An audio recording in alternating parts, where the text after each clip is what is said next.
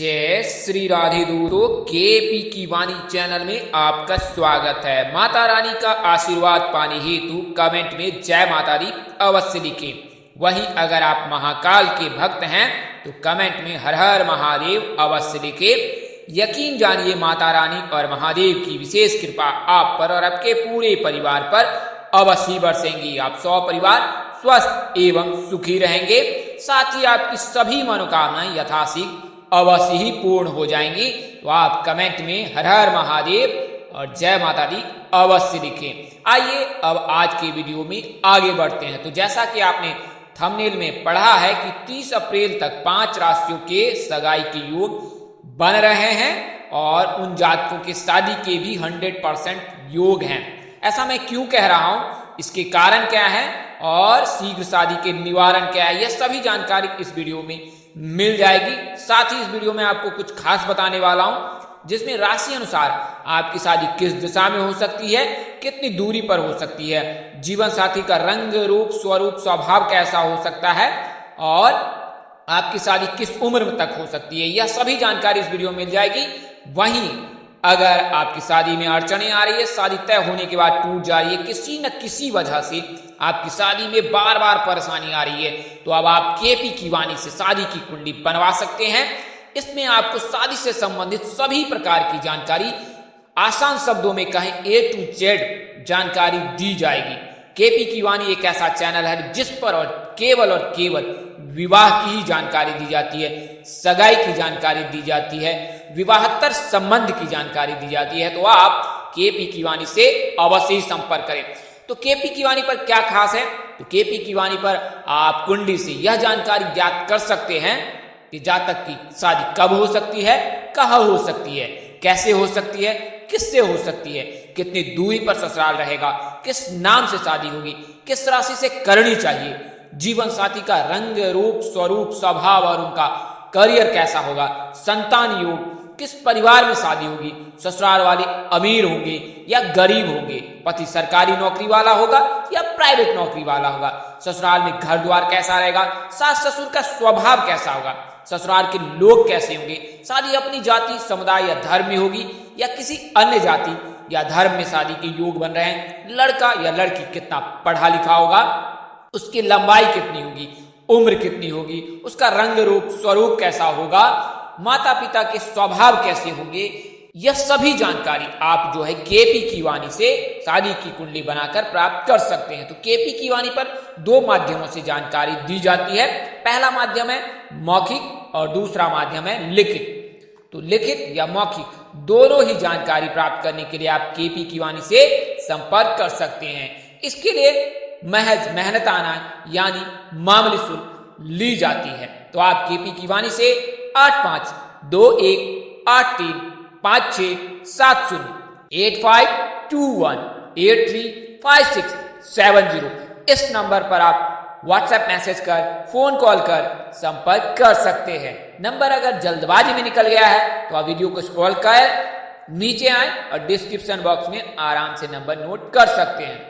इसके अलावा अब आप उचित शुल्क पर अपने बच्चे की कुंडली भी बनवा सकते हैं, बच्चे का नामकरण कर सकते हैं, विवाह मुहूर्त, सगाई मुहूर्त, उपनयन तिथि, गृह प्रवेश तिथि, वाहन क्रय तिथि, संपत्ति क्रय तिथि आदि चीजों के लिए भी केपी की वाणी से संपर्क कर सकते हैं। वहीं अगर शादी में अड़चने आ रही हैं और शादी में अड़चने काल सर्प दोष, मंगल दोष, पितृ दोष आदि चीजों के लिए आ रही है, तो आप इन दोषों का निवारण भी केपी की वाणी से करवा सकते हैं।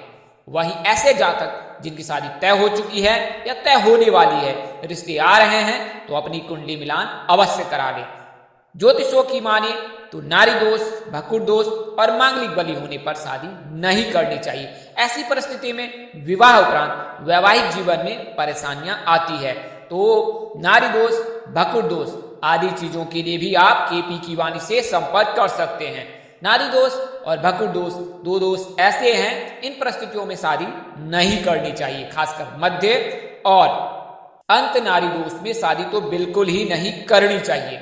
आइए अब वीडियो में आगे बढ़ते हैं। तो जैसा कि मैंने आपको इन सब चीजों की जानकारी दी है, तो आप इन सेवाओं का फायदा उठा सकते हैं। ऐसे जातक जिनको जरूरत हो वे संपर्क कर सकते हैं, नंबर आपको दिए गए हैं और आप केपी की वाणी से संपर्क कर यह सभी जानकारी आप प्राप्त कर सकते हैं। खासकर विवाह को लेकर आप सभी प्रकार की जानकारी केपी की वाणी से प्राप्त कर सकते हैं। केपी की वाणी एक ऐसा चैनल है जिस पर विवाह संबंध की जानकारी लिखित में हिंदी से विस्तार पूर्वक दी जाती है, तो आप एक बार सेवा का मौका अवश्य दें। आइए अब वीडियो में आगे बढ़ते हैं। तो जैसा कि मैंने आपको बताया है कि आपको इस वीडियो में किस दिशा में शादी होगी, कितनी दूरी पर शादी होगी, जीवन साथी का रंग रूप कैसा रहेगा, यह सभी जानकारी आपको देने जा रहा हूं। तो आइए जानते हैं।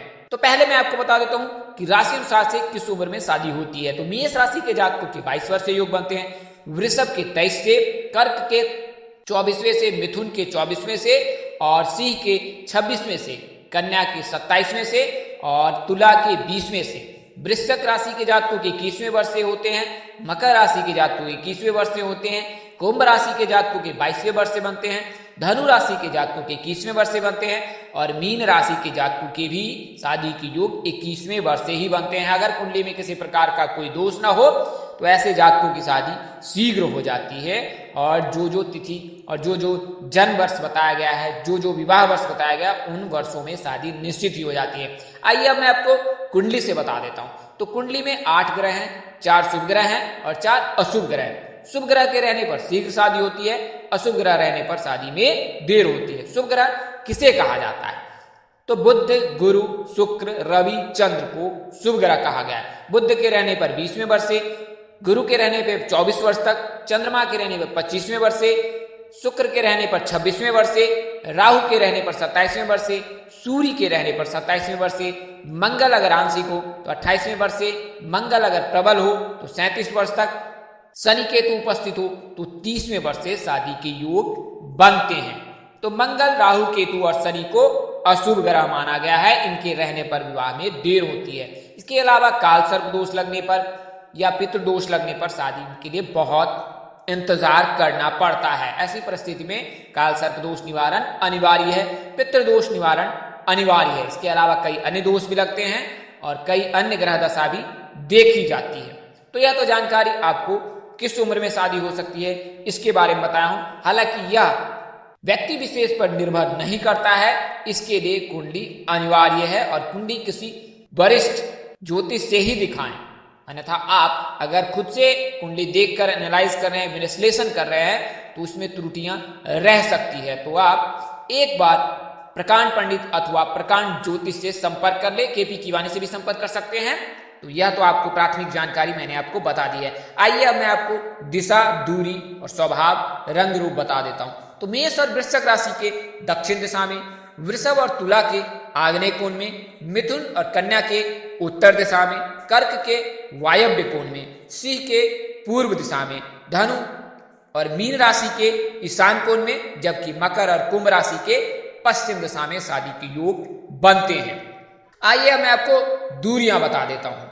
तो दूरियां कुल मिलाकर कुछ ऐसा है कि अगर कुंडली के सप्तम भाव में वृषभ, सिंह, वृश्चिक और कुंभ राशि स्थित है तो घर से 90 किलोमीटर के अंदर ससुराल हो सकता है, यानी कि ससुराल की अधिकतम दूरी 90 किलोमीटर हो सकता है। अगर सप्तम भाव में चंद्र, शुक्र तथा गुरु हो तो ऐसे में घर के आसपास ही शादी के योग बनते हैं। वहीं सप्तम भाव में मेष, कर्क, तुला और मकर के रहने पर 200 किलोमीटर के अंदर विवाह होता है। वहीं सप्तम भाव में मिथुन, वृश्चिक, धनु या मीन राशि उपस्थित है तो शादी घर से 80 से 100 किलोमीटर के अंदर होती है। तो यह तो जानकारी आपको राशि अनुसार से बताई है। आइए अब मैं आपको वीडियो में उन 5 राशियों के बारे में विस्तार से बता देता हूं। तो जैसा कि आपको पता है कि गुरु राशि परिवर्तन कर चुका है, शुक्र राशि परिवर्तन कर चुका है, मंगल राशि परिवर्तन कर चुका है, बुध राशि परिवर्तन कर चुका है, यानी कुल मिलाकर कहे तो सभी ग्रह राशि परिवर्तन कर चुके हैं। और आने वाली 29 अप्रैल को शनि भी राशि परिवर्तन कर कुंभ में प्रवेश कर जाएंगे, यानी कि मकर से निकलकर कुंभ राशि में गोचर कर जाएंगे। तो इससे 3 राशि के जातकों पर 7.5 शुरू हो जाएगी और वहीं 3 राशि के जातकों पर 7.5 पूर्व से चल रही है। तो 29 अप्रैल से लेकर 12 जुलाई के मध्य तक आपको आराम मिल सकता है, खासकर मकर राशि, कुंभ राशि और धनु राशि के जातकों को। धनु राशि के जातकों को अगले वर्ष 7.5 से मुक्ति मिल जाएगी, लेकिन मकर और कुंभ राशि के जातकों को 2025 तक इंतजार करना पड़ सकता है। तो सबसे बड़ा ग्रह राशि परिवर्तन आने वाले दिनों में होने वाला है वो 25 अप्रैल को है, जब बुध राशि परिवर्तन कर मेष राशि से निकलकर वृषभ राशि में प्रवेश कर जाएंगे और कुल मिलाकर 2 जुलाई तक वृषभ राशि में ही उपस्थित रहेंगे। वहीं शुक्र जो है राशि परिवर्तन 27 अप्रैल को कर जाएगा और कुंभ राशि से निकलकर मीन राशि में उपस्थित हो जाएंगे। तो इसके चलते मीन राशि के जातकों की तो बल्ले ही बल्ले हैं, क्योंकि गुरु वर्तमान में उपस्थित है और शुक्र भी उपस्थित हो जाएगा। तो इसके चलते 2 संयोग बन रहे हैं मीन राशि के जातकों के विवाह के लिए। तो आइए अब मैं आपको उन राशियों के बारे में बता दूं। तो पहली राशि वृषभ है, बुध का बड़ा राशि परिवर्तन वृषभ राशि में हो रहा है। मेष राशि से निकलकर बुध जो है वृषभ राशि में प्रवेश करेंगे और इसके चलते जो है बुध के गोचर से वृषभ राशि के जातकों के योग बन रहे हैं 25 अप्रैल से, और 27 अप्रैल तक जो है रिश्ते आ सकते हैं और तय भी होने के प्रबल योग हैं। तो वृषभ राशि के जातकों के जो है HP नाम के जातकों से विवाह होने के प्रबल योग है 25 अप्रैल के बाद। वहीं कुंभ राशि का जो है शुक्र राशि परिवर्तन हो जाएगा 27 अप्रैल को। तो 27 अप्रैल तक कुंभ राशि के जातकों के भी विवाह के प्रबल योग हैं, यानी कि उनके रिश्ते तय हो सकते हैं 30 अप्रैल तक, और आने वाले महीने में आपकी शादी भी निश्चित ही हो जाएगी। ऐसा गुरु के राशि परिवर्तन से, शुक्र के राशि परिवर्तन से कह रहा हूं। वर्तमान समय में अभी गुरु कुंभ राशि से निकलकर मीन राशि में उपस्थित है, इससे पूर्व कुंभ राशि में ही रहे हैं और मार्गी होकर रहे हैं। इसके चलते कुंभ राशि के जातकों के पूर्व से ही योग बन रहे हैं। परिणय सूत्र की बात करें तो PRE नाम में से किसी एक जातक के साथ आप परिणय सूत्र में बन सकते हैं। शनिदेव की पूजा, शिव जी की पूजा करना आपके लिए श्रेष्ठ होगा। अगली राशि कन्या राशि है। तो कन्या राशि में जो है बुध उच्च अवस्था में होते हैं, इसके चलते कन्या राशि के जातकों के भी योग बन रहे हैं। वहीं गुरु के राशि परिवर्तन से गुरु कन्या राशि के 7वें भाव में जाके विराजमान हो गए हैं, इसके चलते कन्या राशि के जातकों के विवाह के योग बनने लगे हैं। तो कन्या राशि के जातक धार्मिक प्रवृत्ति को होते हैं और इनके विवाह के योग जो है 27वें वर्ष से बनते हैं। लेकिन मीन में गुरु का राशि परिवर्तन कन्या राशि के जातकों के लिए शुभ योग बना रहा है। अगर आप कन्या राशि के जातक है तो कुल मिलाकर 22 अप्रैल 2023 तक आपके लिए बेहद ही शुभ दिन है और 1 साल 9 दिनों में आपकी विवाह प्रस्ताव आ सकते हैं और विवाह जो है रिश्ता तय भी हो सकता है। तो कन्या राशि के बारे में मैंने आपको बता दें। अगली राशि धनु राशि है। तो इनके राशि स्वामी स्वयं गुरु हैं और आराध्य की भगवान श्री हरि विष्णु जी हैं। तो विष्णु जी की कृपा जो है और गुरु की कृपा धनु राशि के जातकों पर भी बन रही है, चूंकि मीन राशि और धनु राशि के जातकों के जो है राशि स्वामी और आराध्य देव एक ही हैं। इसके चलते धनु राशि के जातकों के भी विवाह के प्रबल योग है। खासकर 29 अप्रैल से लेकर 12 जुलाई के मध्य जब आप 7.5 से मुक्त रहेंगे तो इस दौरान रिश्ते आ सकते हैं और आप परिणय सूत्र में बन सकते हैं। इसके बाद 12 जुलाई के बाद जो है आपको 1 साल तक का इंतजार करना पड़ सकता है, यानी 17 जनवरी तक इंतजार करना पड़ सकता है। उसके बाद ही आपके लिए शुभ योग बनेंगे। तो यह तो धनु राशि के जातकों के लिए थे।